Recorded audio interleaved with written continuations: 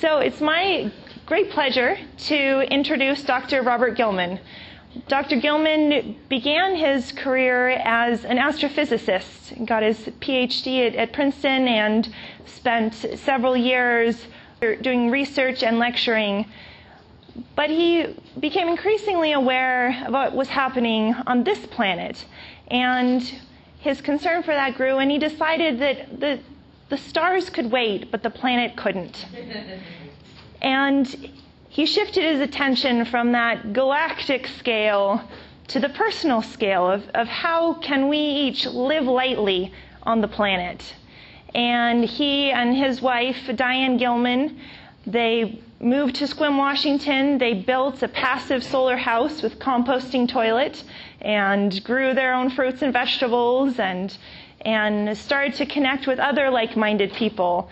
And this grew into the founding of Context Institute at the tail end of the 1970s.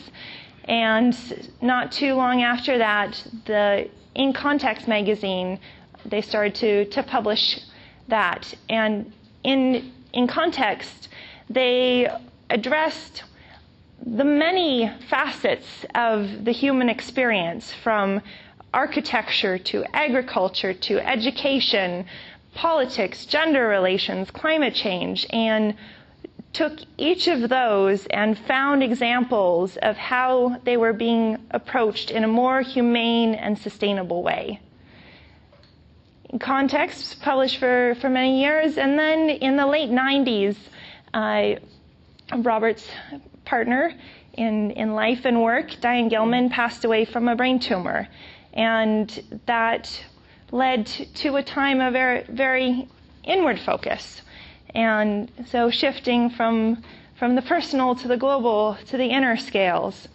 And then Robert emerged from that time really engaging in his local community, the city of Langley, and served on the city council there with a focus on how to engage the local community, empower residents, and look at the city scale, how can we look to be more sustainable. And with that, also working regionally with the Washington Council of Cities. And more recently, Robert's attention has focused on a rebirth of Context Institute and refocusing at that global scale and looking at the big questions of where do we want to head and how can we close the gap between where we're at and where we would like to be. So I've introduced Robert, but I didn't introduce myself. And I'm Celeste Gilman.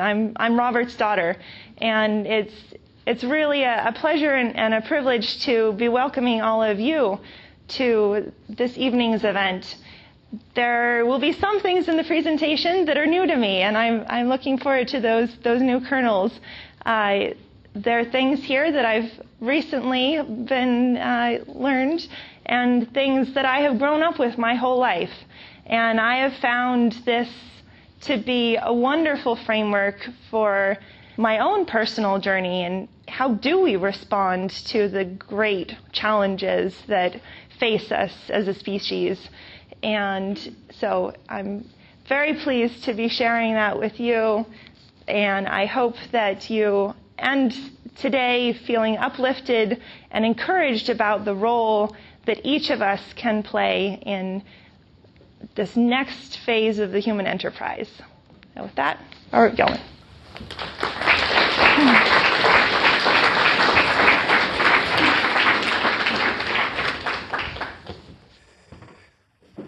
Thank you to all of you for coming tonight. Celeste said that we're rebirthing what Context Institute is doing, and we're doing it focused around something we're calling the Foundation Stones Project. And this is the first of a series, and I wanted to be able to share with you what that larger context is. So the Foundation Stones Project is something I describe as a core curriculum for 21st century change agents. It's also something that I think of as the conceptual bedrock for a thriving, sustainable future. It's not a blueprint. It's something to build on. And it gathers up my 35 years of immersion in this arena. It's based on 7 topic areas that I'm going to describe in just a moment. And as I said, tonight's presentation is the first in that series of 7. So, foundation stones. First one, what time is it? Which we'll be getting into soon, but it's essentially what is our place in history and how do we better understand that? The second one is something I call tools for the journey. And I need to explain this one a little bit more, so we're going to do this. Culture is a really central concept in a lot of what I do. And I look at culture as this interface between our innate human nature and the wider world. And it's an evolving, dynamic interface. It's changeable. And it can change as both, well, particularly as the wider world changes, but also changes within culture. If we're going to understand this, it really helps to have some literacies. The first literacy in the tools for the journey is what I call the human operating system literacy. You can think of this as kind of a psychological literacy that enables us to understand both our innate human nature and the human side of the culture. But we need to add to that a second literacy, which is systems literacy. And with both the human operating system literacy and the systems literacy, basically the world opens up to you in an incredible way, and things that have just been puzzling before become much more understandable. So it's going to be this set. That's going to be the core of the tools for the journey. I won't spend as much time on the rest of these right now, but just to mention that the third one is something called How Connected Are We? And it's going to really look at the way in which our culture has the notion that we are more separate than the empirical evidence supports. So we're going to look at really empirically how well are we connected, what ways are we connected, and it isn't just a category of connected or not connected. There are all kinds of interesting ways in which that happens, and we'll get into all that. The one at the top is called Living as a Whole Being, and that's a place where we're going to draw together learnings from both depth psychology and the spiritual traditions, and in various different ways, in effect, look at the deep questions of what is the good life and what is it that gets in the way of the good life. We go from there to a fairly necessary part of being able to deal with the good life, which is whole system economics. And one of the core concepts in whole system economics is the notion that you have to look not just at what's happening with flows of money, but you have to look everywhere that there are flows of goods and services, and that very importantly includes households and natural systems. And unless you have households, natural systems, and the marketplace all on the same basis, you can't do rational economics. It just doesn't work. But whole system economics actually gives us a chance to ask some very interesting questions and come up with some great stuff. We move on from that to whole system governance.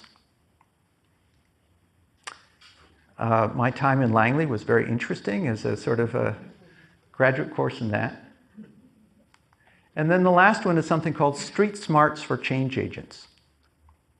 How do we do this stuff in a way that really works? So I've presented them one at a time, but actually they're all part of a system. They're all interlinked. And as we move along, the interconnections between them will become more and more obvious. However, tonight we start here.